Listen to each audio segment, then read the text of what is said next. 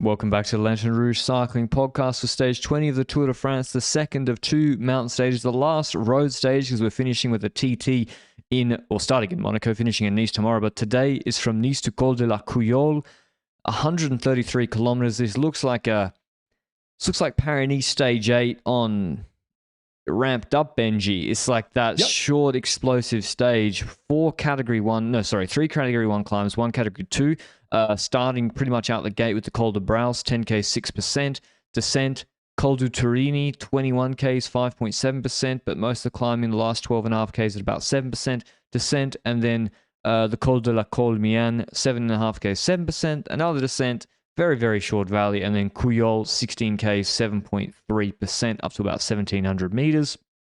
It is, but all of this climbing, if you go and look at the profile or the actual climb profiles themselves in a kilometer by kilometer gradients, it's all very gradual, 6 to 7%, very steady climbs. These are the training climbs of a lot of, particularly Braus, that the guys that live in Nice and Monaco do daily almost, because they're so good for training and doing intervals. So difficult. It's hard, Benji, but also not as hard. I don't think this is as hard as stage 20 last year to Le Markstein. Ooh, I would agree with you, actually. I would agree with you because there were harder climbs in there, but it depends on how you set it up, and which teams are willing to pull and which teams have plans for this stage. And maybe I'm wrong. To be honest, after the stage yesterday, we had Pogacar say, tomorrow we let the breakaway play. So the breakaway was rubbing their hands together this morning. Every team with riders that want to go in the breakaway thought, okay, this is our chance for another breakaway victory before we get to the final time trial, because in the time trial, those breakaway actors don't necessarily have the biggest chances, I would say. So I was expecting a big breakaway fight, and I would argue that the stage did start with that, because we had a 15-20 man breakaway that kind of rolled away in the first, let's say, 10, 15, 20 kilometers, let's say that, and that had some pretty vital riders in it. First of all, like yesterday, Visma was quite well integrated in that breakaway with Jan Tratnik, Wilco Kelderman, Matteo Jorgensen, the likes of Carapaz was in there. But next to all these like breakaway riders, there are pretty vital riders when it comes to GC. Butrago, Ciccone, Derek G, Adam Yates, Mikel Landa. If I recall correctly, that is P5, 7, 8, 9, and 10 in GC that are in this breakaway roughly. So those are riders that are fighting each other for the breakaway position. And, well, first of all, who's in danger by those riders being there? Well, P6, Carlos Rodriguez, he's not in the breakaway. And P4, Almeida, just before Mikel Landa. So there was a team that wasn't overly happy with Landa in that group, seemingly. So let me explain UA want, right? Oh, yeah? UA, they are happy for the break to win. They don't want Jorgensen in necessarily, because when Jorgensen goes in, so it's a domino effect. When Ciccone goes in, G has to go in, or Jorgensen has to go in rather, then G has to go in. And when G has to go in, then Yates' GC position is under threat. And so UAE do not want to ride all day chasing a breakaway because they want to protect Adam Yates' position. It's much easier just to control at the start. Yeah. But then Yates gets in, and then Landa gets in, and then Joao Almeida. I told you, Juan Ayuso, you could have ridden your own GC here, brother. Joao Almeida takes his second pull in the win this tour, because Landa's in the breakaway. So I think if Landa wasn't in the group, I think UAE are okay with that break, even though Jorgensen's in, because Yates would have been the best placed GC rider, and Yates did like 7 watts per kilo for 15 minutes yesterday, so he can also just win the stage. But so it's Almeida pacing Landa back for his own GC, and then of course everyone follows. So it was bizarre that there's like a GC group of 6 riders chasing the breakaway. Yeah, and you say everybody follows, but everybody following ended up being like 6 riders, like you say, from the GC group reaching that front group. And those 6 riders include the top 3 GC riders. So we've got Pogacar, Vingegaard, and Remco suddenly in the breakaway. In a breakaway of like, I'd say 24, 25 riders maximum. So I was thinking back, Pogacar yesterday, he said, we'll let the breakaway play. He never said he wouldn't be in the breakaway. But unfortunately, well, let's be honest about it. I would have been okay with like an all-out battle from climb one between all the GC riders, but realistically, that's unlikely to happen, and that's exactly not what happened. Because from that group, eventually we had Enric Mas, Wilco Kelderman, and Bruno Armirail going up the road. 3 riders. Armirail has been actually underrated in this tour, I feel like. He's always been a pretty solid climber, great ET rider these days, and he was on point on the first climb today as well. So those 3 are up the road.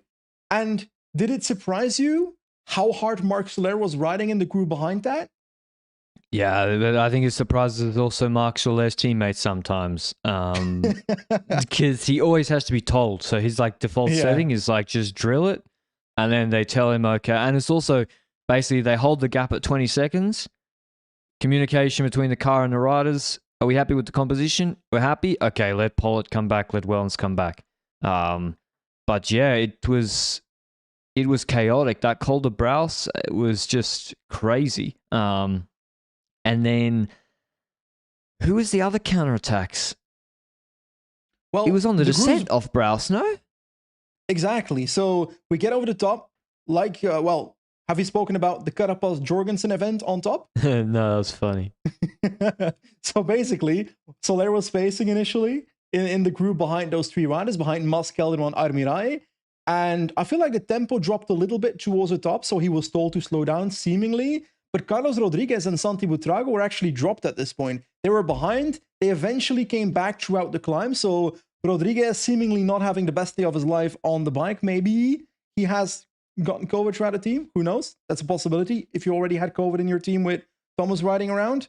But we get to the top, and I see first Pogacar tapping the butt of Carapaz in a way of like, yeah, go for the KOM points. And then Soler is like, come on, dude, get to the fucking front and go forget the KOM points. And Carapaz is at the front of the group, like pacing it into the KOM. And then Jorgensen comes out of nowhere, starts sprinting Carapaz for it, takes the last leftover point at the KOM. And I gotta be honest about it, I didn't know why. But first I thought he was attacking to go into the descent, because then he's thinking, okay, UAE have closed me on the uphill, but do they want to, he's one of the best descenders in the peloton and he knows these roads, do they want to risk everything to follow me on the downhill? But then he stopped on the downhill, and then he said afterwards he did it deliberately to fuck over Carapaz, which is very, very funny because listen, it's a bit vindictive, I gotta say. It didn't change the outcome of KOM, so it doesn't matter. But definitely Carapaz, he is El Jaguar in the breakaways. He's doing the least work possible. You know, even when people are not sprinting. So yesterday, basically, no one sprinted. Like Jorgensen could have sprinted him on Bonnet for double points or whatever. Yeah. So he got gifted KOM yesterday, and it was a bit like, I don't know. I think Jorgensen was just doing being a bit vindictive. I love it personally. Like Carapaz, he paid for it. He paid for it himself today. In the end, he pays for it. At the end of this stage, I know that Jorgensen already explained the whole storyline as in why he did it, but from my perspective, #conspiracy theory Benji is here. What if it just drilled into him from his time at Movistar to fuck over Carapaz as much as possible? From all the way back in the day when, what was the scenario that caused it again in 2020 Vuelta? With Roglic, no? When Soler started pacing... Someone started helping Roglic and Hofstadter? When Movistar started helping Roglic keep the GC over Carapaz, because before that, they had an angry event between the agent of Carapaz in his transfer to Ineos from Movistar. My conspiracy theory, it's all connected. Maybe, yeah. I thought it was pretty funny, but... yeah, there's definitely a lot of what we call in Australia. There's a lot of niggle. A lot of niggle. What does that mean? It's just like when you're in an AFL game and you're starting that, before you even throw the bounce is gone, and the guy you're playing against is just in your jersey, just elbow in the ribs, we call it niggle. Okay. You go to get the ball, you turn around, bang, elbow in the back and the kidney, and you're like, it's just a bit of that going on, I feel, this tour. Especially last week. Guys seem a bit cranky. Yeah, Like, and there's when was it? grudges. It's like, fuck you. You didn't help me 2 days ago. I'm gonna screw you over. That sort of stuff. Didn't Biffy do the same to someone at some point at a race? Yeah, like Lawrence did it as well. He chased a guy in maybe it was Abrahamson for an intermediate. No, Or it wasn't at this race. It was the It was at Intermarché Dauphiné or rider something. Calmejean. Yes, Parmesan at some race. He was whinging too much, so Lawrence just sprinted in for the points. It's true though, like some people do whinge a lot, or they don't do their fair share. Some people do too much of their fair share. And in the end, it always results in people shitting on one rider or shitting on the other, or saying he deserves it or doesn't deserve it. Honestly, from my neutral perspective, I love the fucking banter and the pittiness and the pettiness, whatever it's called, in between riders every now in cycling. I love the drama, so I'm not complaining. But you said it, in the descent, new chasing groups formed, and the chasing groups were Tratnik, Soler, Carapaz, Champoussin, and Bardet, chasing group 1. That is still behind the same 3 riders, Mas, Kelderman, Armirai. And a third group existed as well. Stuyven, Peters, Nas Peters, has won a Tour stage and a Giro stage in 19 and 20, I think. Genietz, Paulus, and Johannessen. And very shortly before we continue, Jasper Stuyven in this Tour de France has a really good level, and it would not shock me if he's in the running to win the Olympic road race.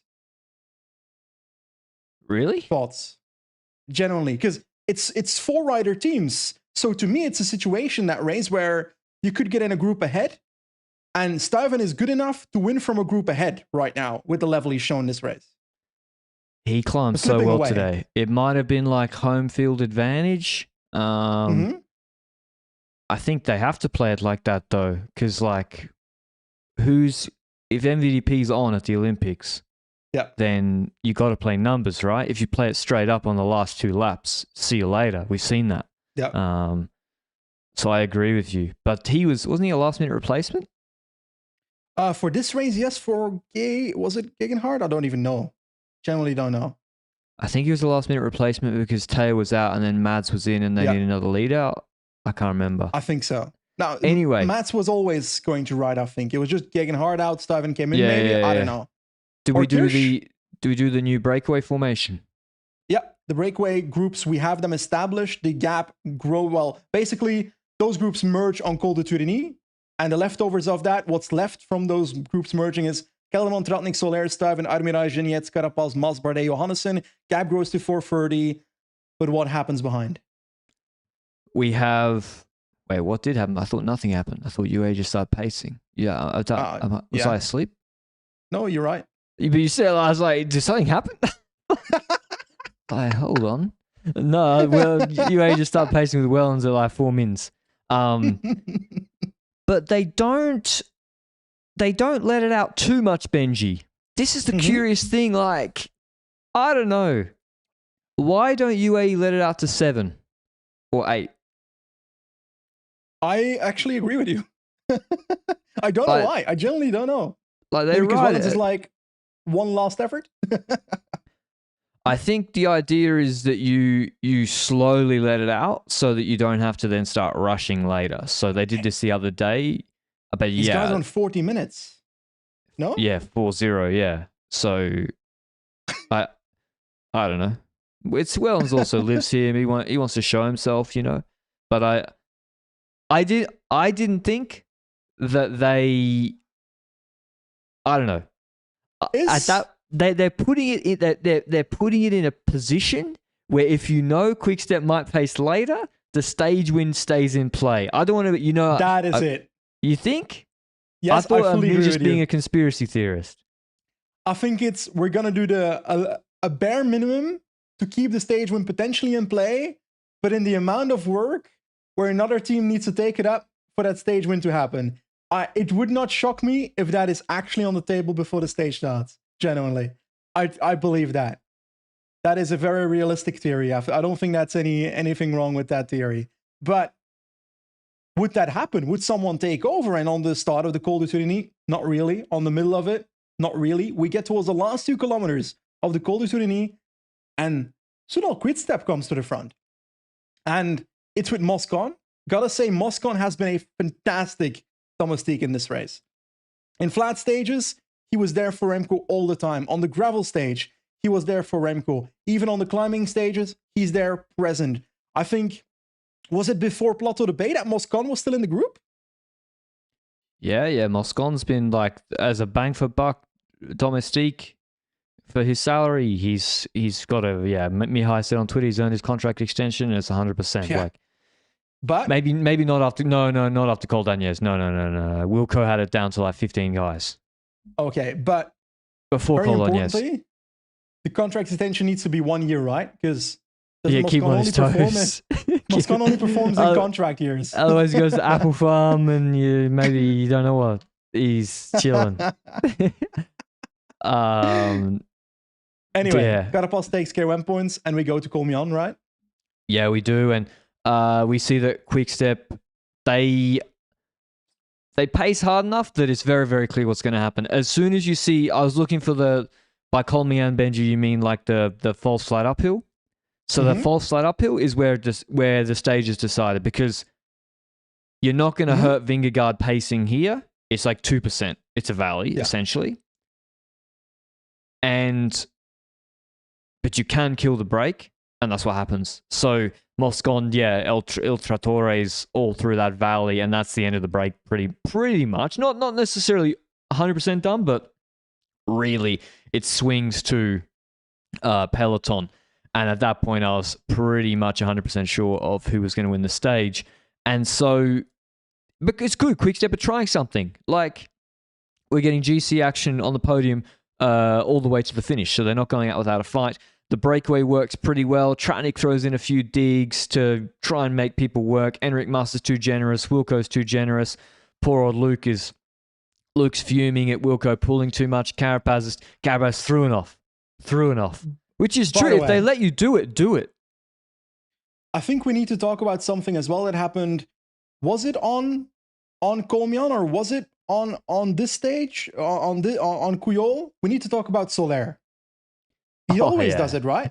Yeah. Dude, he did. I'll pinpoint the exact climb. I'll tell you the exact climb.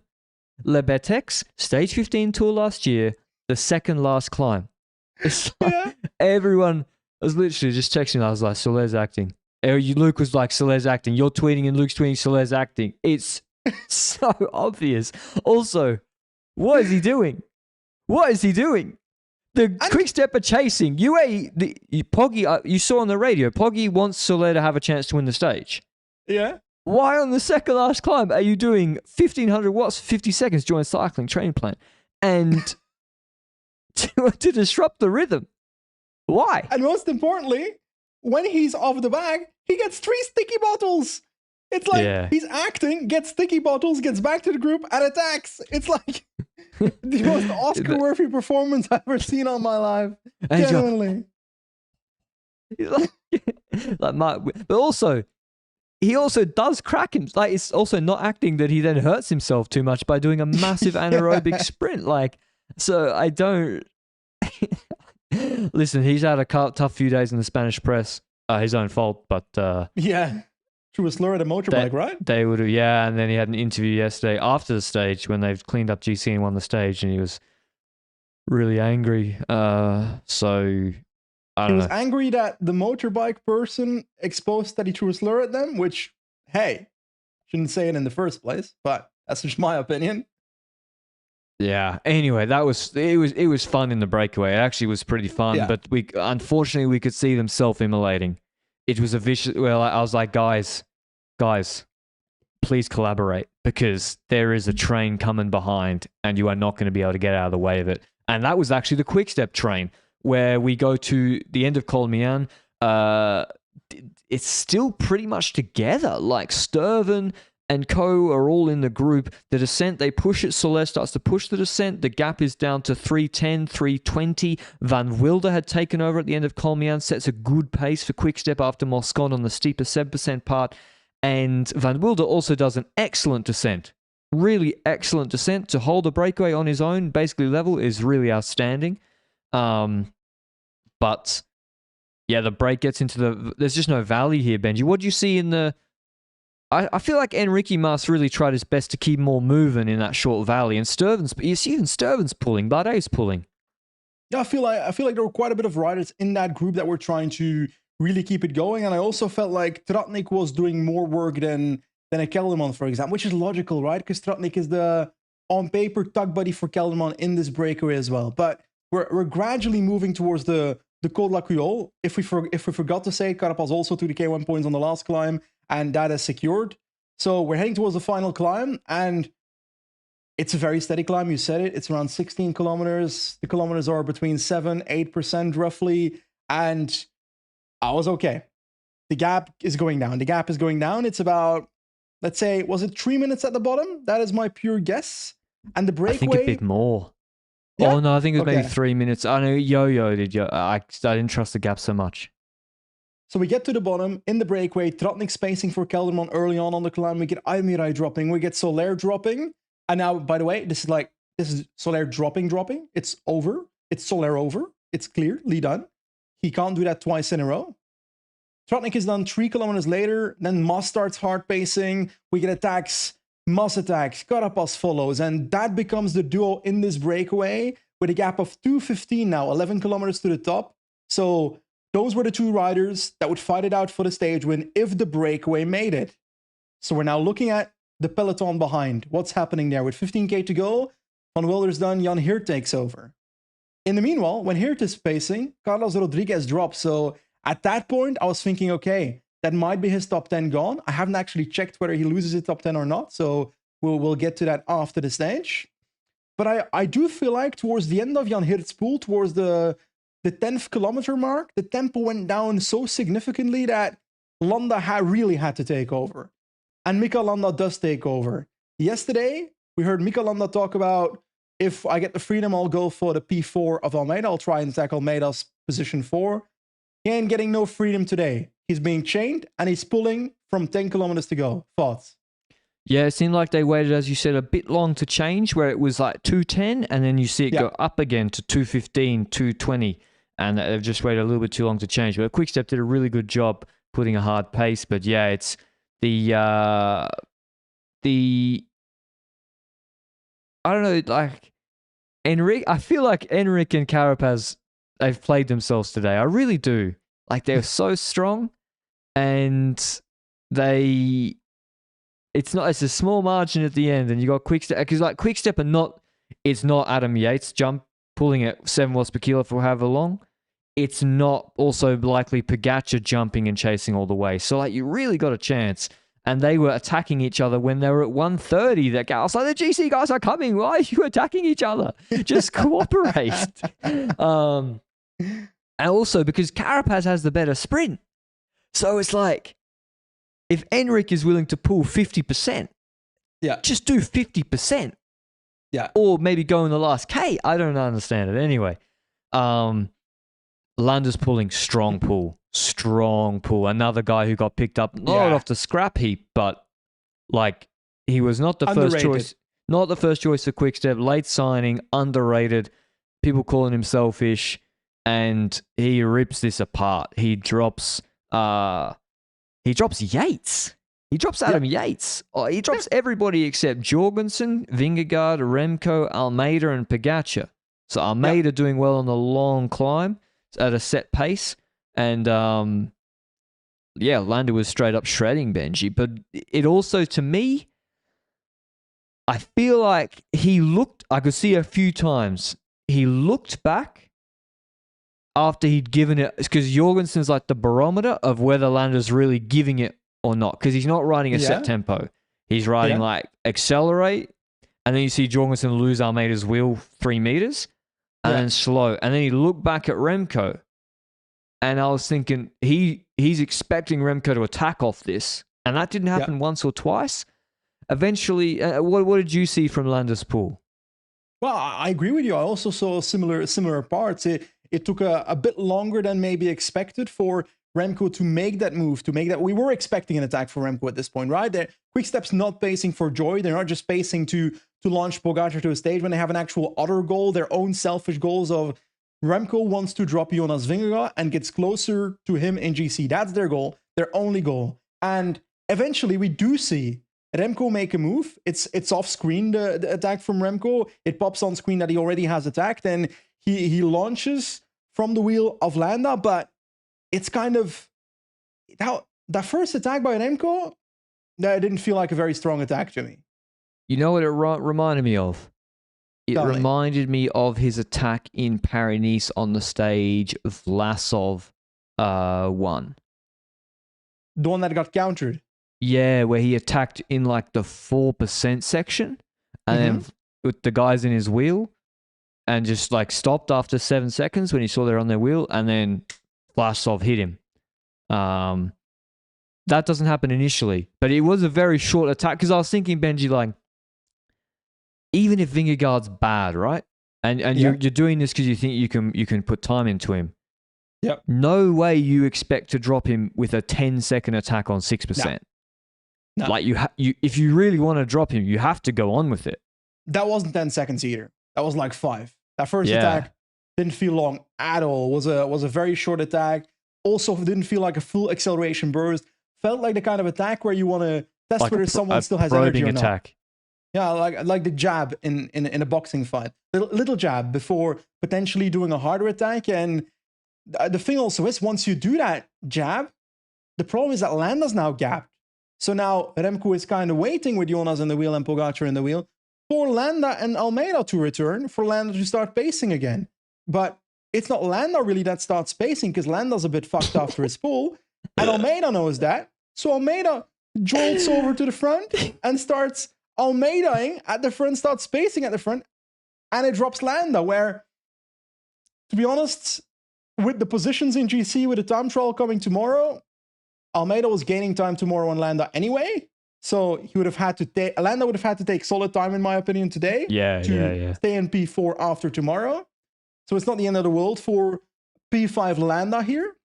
But then when Almeida is doing that pull, Remco's like, okay, I've got a new domestique. It's my he's old got a new guy setting a pace, So he's not complaining. But the problem stays the same, right?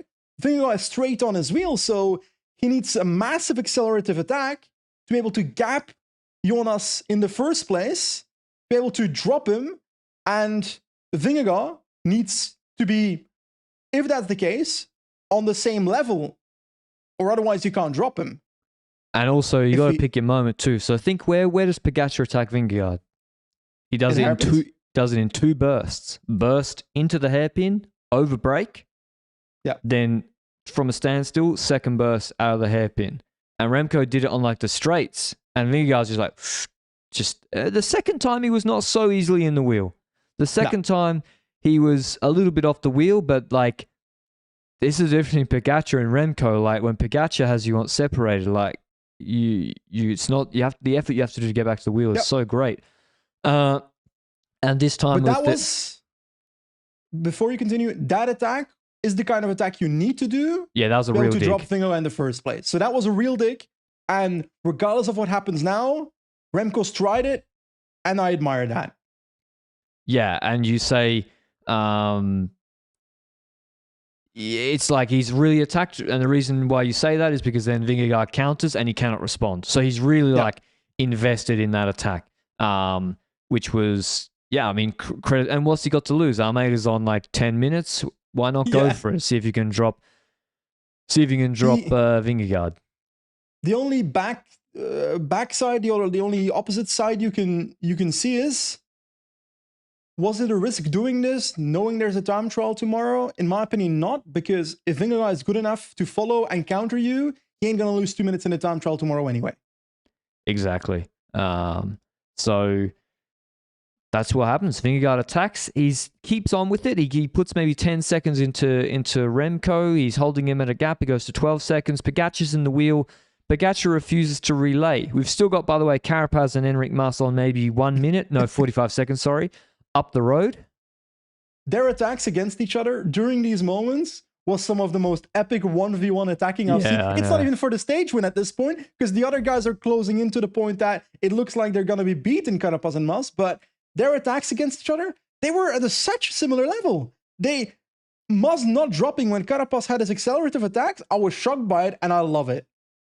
Mas was strong today. Mas was really, really strong.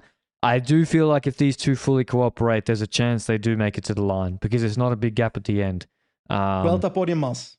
Yeah, he's looking good for that. But in the end, Vingegaard pulls. He asks Pogacar to pull a few times. Pogacar doesn't pull. He doesn't need to because he can just win the sprint. And so Vingegaard basically pulls him, goes past Mas. Mas drops, gets to Carapaz. Carapaz hangs on for actually a long time. And Vingegaard really has to give it some gas to drop Carapaz in the end, in the last kilometer or so. Pogacar's in the wheel. And then we know he's going to win the sprint. Do we know that, though? Because I was thinking, okay, there's two things that Pogacar can do here. He looks like he can drop Vingegaard like a rock in a sprint here. That's option one. Option two is you give the stage to Vingegaard, but in my opinion, that's arguably more disrespectful than respectful, because you're basically saying if you give it to Vingegaard, I have to give the victory for you to be able to get it at this point. That's how it feels to me. I disagree. If a guy pulls you up the climb and you refuse to relay, I don't think is actually disrespectful. I'm not saying you have to do it. Yeah. But it's like also an acknowledgement, I didn't do any work. I sat on. You can take the stage. We have seen that happen before. But why would you do that? It's a Tour de France stage win. Maybe you got a six-figure bonus. Why would you gift it? And also, let's be real. UAE and Visma and Pogacar and Visma, they're not here to hand out free gifts to each other. It's a Tour de France stage win. I fully agree with you. In a different scenario, where it's a breakaway rider and Pogacar rolling to the finish line after Pogacar sits in the wheel for 15 minutes, that's to me a different scenario. He still doesn't need to gift it. Yeah. But then he's more likely to, in my opinion. Then, for example, if it's Vingegaard, which is literally his enemy for the last 3 years. So I'd much rather see Pogacar attack and outsprint Vingegaard here than gift it to him, because I would have seen that as, oof, that's a disrespect, my friend. I wouldn't have seen it as disrespect, mainly because of what if you pull Vingegaard the whole way to catch Carapaz, he's holding onto your wheel desperately, and he's like barely hanging on, and then you slow down and say, there you go. Yeah, that's patronizing, for sure. But I don't know. I'm not sure why anyone expected anything else to happen. Like, UAE kept the gap at 4 minutes. They knew Quickstep would set a pace at some point. And then like Vingegaard, he pulled Pogacar. I mean, also, to be honest, like Carapaz, he won a stage, he won polka dots here, he's on 7 figures. We don't need to cry for Carapaz not winning a second stage. Nor for Vingegaard, nor for Enric. I shed a tear. I shed a tear for Enric. I wish Enric and Movistar had won, but it is what it is. That's unfortunate for Enric, but hey, have we actually led ourselves through the last kilometer? We've spoken about the theoreticals. Oh yeah, I said Pogacar won the sprint. Oh, okay, fair. I mean, the esteemed listeners of this podcast could know that if Vingegaard pulls Pogacar on 6% for 15 minutes, that probably there's one outcome at the finish, and he puts him on 5 seconds and celebrates the stage win. 7 seconds out of Vingegaard. See, Carapaz not far. 23 seconds after really blowing up in the last K. Evenepoel loses 46 seconds to Vingegaard. Enrique Mas on 107 in 5th. Almeida on 128, 5 seconds ahead of Jorgensen. Landa doesn't finish actually that. See, Almeida and Landa wasn't a fair fight, was it? Because Landa had to do the lead out. Landa only finishes 13 seconds behind Almeida. Bardet from the break. Almeida did a lead out for Remco as well, huh? Yeah, without Landa in the draft. Drop Landa.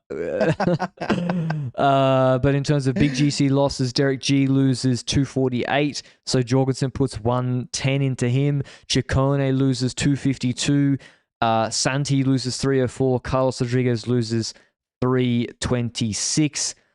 So in terms of GC, obviously no changes in the top 3. Pogacar indeed extends his lead, and Vingegaard extends his lead on 3rd. So now 2 minutes 50 for the TT really is too much. Almeida is on 16:45 in 4th. Holy shit. And he is ahead of Landa by, wow, these are some big numbers for me, my little brain 40 to do. seconds, bro. 40 seconds ahead of Landa. Yates moves into 6th, 1 second ahead of Rodriguez, and he should beat him in the TT anyway. So Rodriguez loses a position today by finishing. Where did Yates finish? On 143, and wow, he lost a minute and a half to Yates. Wow.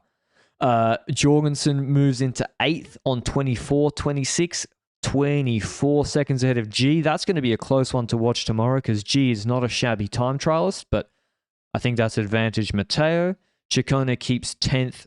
Santi keeps 11th. So some GC movement, Benji. Yes, but I do have to say, you're saying, oh, he lost 1 minute, whatever, to Adam Yates. Why? We got to remind ourselves, Carlos Rodriguez dropped with 14 kilometers to go on this climb. For him to only lose 3 minutes at the end? I thought he would have been out of the top 10 by dropping that early. But he held it. He held the top 7, and that is crazy good to me. He got dropped on the first climb of the day. He got dropped on Col de Braus. Yeah. So I'm actually quite impressed that he's still 7th. He's, not really lucky because Yates is probably now got 6th wrapped up. But yeah, Yates didn't have his best day today. You know, he normally I would expect him, to be honest, on this sort of climb to be with Remco in the wheel because the draft is just so big. Like, you're saving 0.3 in the draft. KOM Carapaz seals it, 30 points over Pogačar despite Jorgensen's interruptions. Binny finished within the time limit, so points he's got, obviously. Teams is UAE, although Visma actually snuck a bit closer the last couple of days. They're now within half an hour, and Remco's got Does anyone care? I actually didn't know who was leading it until I just clicked on the PCS tab. So, but UAE should win it. They have the 4 best climbers in the race. Or 4 of the 7. 4 of the 8 best climbers in the race. 4 best climbers in the race would have been a pretty hot take, I would say. But looking at this GC and knowing there's a time trial coming tomorrow, we haven't in-depthly gone into the parkour of the time trial yet, but let's do that now. We've got a time trial of 34 kilometers. That's pretty long, but it's not a flat time trial. We start off with roughly 2 kilometers of flat, then go on to the La Turbie climb. I did it the other day on Zwift, and it wasn't enjoyable. These riders are going to be a bit faster than me on it. 8.2 kilometers at 5.7%. There's like two segments in it throughout the climb where it drops flatter a bit and then goes up steeper again and then goes steady again. So it's not like fully steady the entire climb. You get over the top, you've got a bit of plateau segment on top, a small descent, and from 15 to 17 kilometers to go, you've got the Col d'Ez, and mate, this shit is steep. Like 8.8% average, but I swear aren't there like 14, 15% segments on Col d'Ez? Well, there's about 1 million different Col d'Ez. There's like 12 different ways up, no? Yeah. There's steep parts in it. Because I can see it's a little wavy, the little profile, and it's 9% average, so there's got to be steep parts in there, and there's a couple of rest parts. This is a hard TT, Benji. This is, it's not as hard as the Dommelcy TT last year. It's not. This is almost Planche de Belfi hard. It's a hard TT. Yeah, this was the interesting part of this, is that they do the hard or longest climb first. So last year on Dommelcy, I think they did Col d'Ez almost an identical climb in the first third of the TT. There was a valley and then a long climb to Dommelcy. And this is sort of the opposite, as Benji says. It's 3Ks? No less, sorry. 2.5 kilometers of flat, and not even like flat. It's like a U-turn where they do in Monaco. So it's like quite technical too as they leave Monaco. And then La Turbie, 20 minutes, I'd say. What do they do? 24? Oh, these guys go so fast. I don't even know what it's 6%. 70 minutes and 42 seconds. So they'll go 30 Ks an hour. Yeah. So that's 30 Ks an hour. 30 divided by 8. Benji's right. 17 minutes.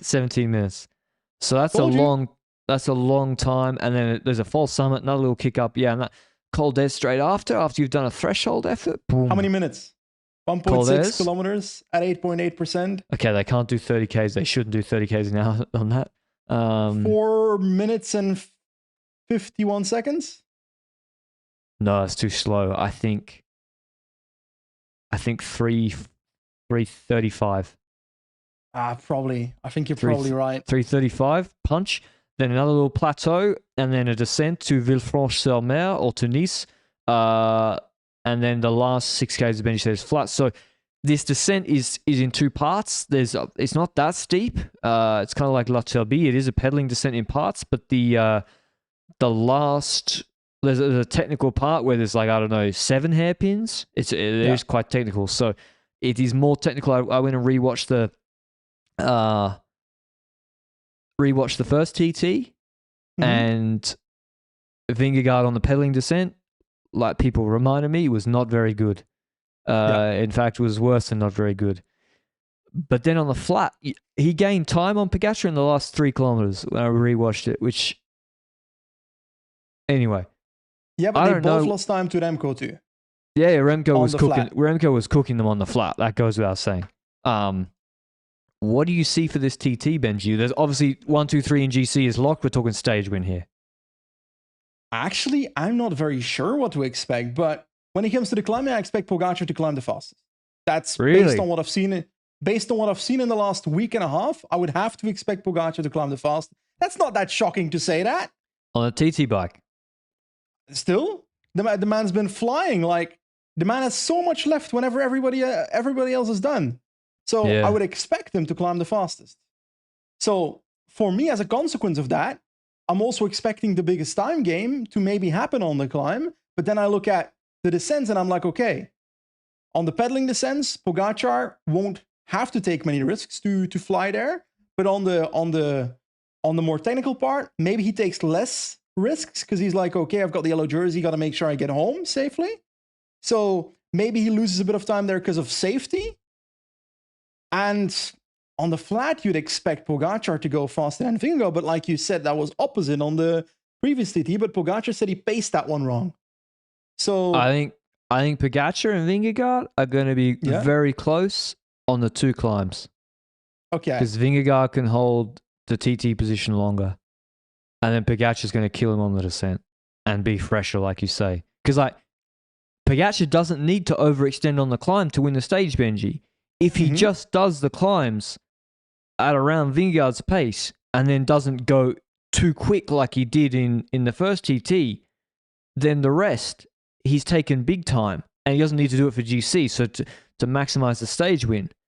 So, but then you can't do it. But then you're competing against Remco Evenepoel here. So like, you can't be like, I'll just do the climb at tempo. Where do we expect Remco to be on the climb? Because I expect him to lose time compared to the other two. On the pedaling descent, his ascending hasn't been great. Also on the pedaling descent, like I expect him to maybe stay even on the pedaling descent to like Vingegaard.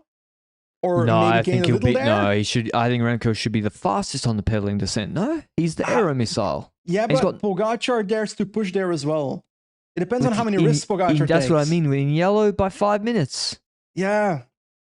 In the technical part, Remco loses time, in my opinion. Yeah. That's just from neither he will lose time there. But the pedaling part, I feel like. My opinion is if Pogačar takes risk, he wins this time trial. In my opinion. Yeah, if he goes all out, doesn't have celebrate too hard tonight, and pushes the descent, then yeah, he should win the TT because it's not really a TT. Like it's a climb, a descent, and then 5.5 Ks of flat. That's not much of a T. Like for Remco, he wish there would be some actual flat in this. They won't. They'll all do it on TT bikes, right? Yeah, 6%. I would expect so. Yeah. Like Cor Vos is one where you'd like a bike that is a road bike, but to be honest, it's not long enough to make a switch at the bottom and at the top. Because it's not like Cor Vos is like the final climb or something. It's like in the middle of the stage. So if you want to switch, you have to switch twice, which is definitely not going to be valuable in my opinion. I think Pogačar wins and Remco and Jonas are within 10 seconds.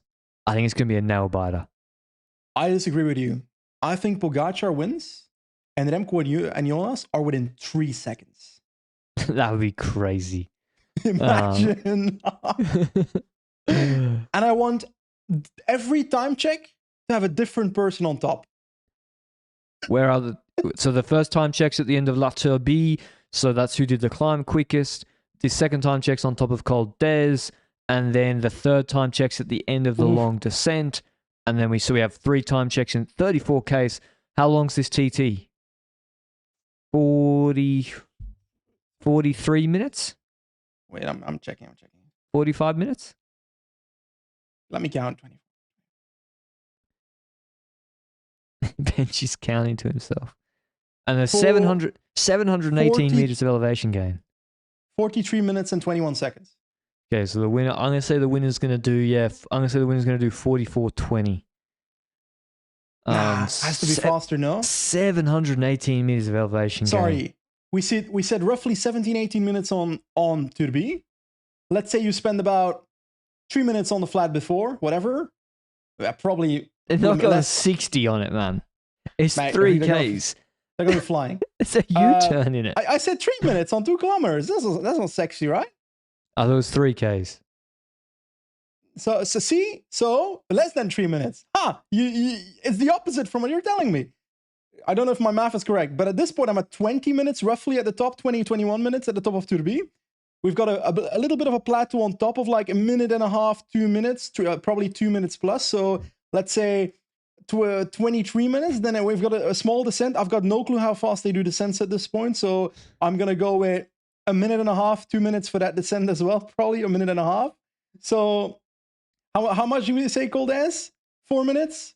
I'm at, my math is off. 25 minutes, 26 minutes, 27 minutes. That whole descent, I don't know. 42 minutes and 21 seconds. Okay. This Fair makes enough. no sense, but I'll go with it. We'll see how they go. Benji doesn't want anyone to use their brakes tomorrow, so on their descent. But yeah, we both picked Pogačar with a small margin of victory, but it's going to be very exciting to the end to see where these guys are compared to the other. In terms of the GC top 10 fight, Almeida will defend his 4th. Landa will defend his 5th. Yates should defend his 6th. He's 1 second ahead of Rodriguez. He should beat Rodriguez in the TT. Jorgensen should defend his 8th, but he's too far behind Rodriguez, one would think, to move to 7th. He's 24 seconds ahead of G, and certainly G will beat Ciccone. And the real mover I'm seeing here is, can Santi move into the top 10 by beating Ciccone by 22 seconds? That, I think, it's a good TT for Ciccone. He's not good on the flat ones. On the first TT, he came 41st, and Santi came 27th, so 155. He lost about 30 seconds to Santi in the first TT, but that was flatter. Ciccone should, I think, hold on. He's going to go all in on the descents. He's got to hold on to 22 seconds. But that's the main mover to watch. Anything else, Benji, before we get out of here? I'm checking KOM points to see which person should absolutely nuke the climbs. But I think they're going to be taken by GC riders anyway. I was thinking maybe Jorgensen should do it to like declare dominance over Vingegaard if he climbs that climb faster. But no, that just ain't happening. So I think that's about it when it comes to our walkthrough through this stage and the next one. So that's it. By the way, have we spoken about the drama between Buitrago and Ciccone yesterday? Oh yeah, seeing as we were speaking about them. Well, so Ciccone was complaining that Santi was having sticky bottles. Yeah, so Ciccone came over the line after Buitrago went to him and was like, hey man, we were retreat. We all saw it. Like with the beat on, we all saw it. This is the Tour de France, man. It's just not okay. And then he came back to him, and then Santi responded with, I learned it from you. Really? Yes. Dude, that's a pretty cold response. It's a pretty cold response, but it's also like Ciccone is riding, calling it out. It's a mano-a-mano fight on the final climb for GC. Then you shouldn't try to benefit from sticky bottles. And for Ciccone to complain, it probably must be more than just a 1 second sticky bottle. UCI, that's what I've been saying. We need power files published for every rider in major World Tour races for transparency. Like, if all the sprinters had to publish their power files, for some of these stages, it would be comical. They'd be doing 0 watts at 40 k's an hour up 7%. It'd be ridiculous. And Philipsen in the draft of his car yesterday. Cavendish on Plateau de Bay. yeah, like, and didn't Quintana do that? He held on to the neutral water in 23 Tour de France. Nibali would never hold on to a car. Never. He would Quintana. never. And Vlasov called him out for it. Just putting that out there. Nibali. It took you 17 decades. I was like, what's he done? And I forgot he held a car. And got kicked from the race. He like full held the car, right? He got disqualified. Absolute shambles. I can't believe it. Held the car. He just flew past people on like the hill. But yeah, I mean, what was it? Was it the Baby Giro last year? The whole peloton got disqualified? Did they get disqualified or did I feel like did half they the just get peloton got exposed? disqualified, yeah, for holding onto cars. I don't know if it's Baby Giro Giro. last year. Luke says Baby Giro. Which the Giro of Jesus. Valadosta is on at the moment, and Jana Widar apparently did a 50k solo and cooked everybody. So, Remco I think there was Evenepoel- a Kazakh rider still in his wheel. So a 50k attack, Kazakh rider in his wheel, caught the breakaway, dropped everybody. yeah, a Kazakh rider, Ilkan Dostoyev, great, very good beard, strong beard, and he won stage Not very one. aero. Not very aero, but he actually looks quite good. That Kazakh guy. He's one to watch. He's in his last year of U23, I think, but he's on Astana's Conti team. He looks very good. That's all from us. If we're talking about Giro of Valadosta, I hope you enjoyed it. We'll be back with the TT tomorrow. I'll be in Barcelona. I may be a little bit. Yeah, I might have had a few drinks. Oh la la la la. I know. Who's gonna? I need to get Richard to run Lanterne Rouge Media to tell me that I can't be drinking on the pod. Nah. While you're digesting into the drinks, I'll be climbing Isola 2000. The first time I'm gonna take on a climb of 19 kilometers in my life, so I'm gonna die. On Zwift to be clear, but just so you know, Benji, if I ever saw you on Zwift and you're about to crest the summit of a climb before me, I would attack the fuck out of you and not gift it to you, even if you pull me. That's the thing. It's like people so mean about Pogačar, and listen, sometimes I agree. Like the Pellizzari thing, I said my piece. Like I'm happy to take the win away from Pellizzari. Don't go past him at 600 watts and say you tried to gift a win. Fair. Don't say it afterwards. But dude, I would sprint my brother to win a toothpick. Like, yeah, but that's your brother. These people these are real competitors, not scrubs like me. You call your brother a scrub? On the record? On the bike, he's never ridden a road bike, so yeah, he Okay. probably is. He's like 6'4". He took all the height genes. I don't know what I got, but I'm a manlet. What am I saying? Can I do this is a bit of a pardon my take thing. Listen, Okay.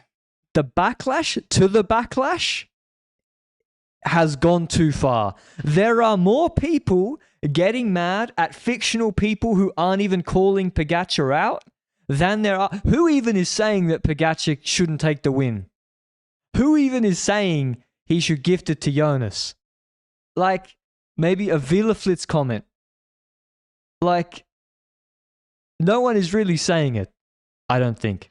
Maybe they are. Like, yeah. Anyway, let people win. Let people ride their own race. And the strongest will win. We'll see you tomorrow. Ciao.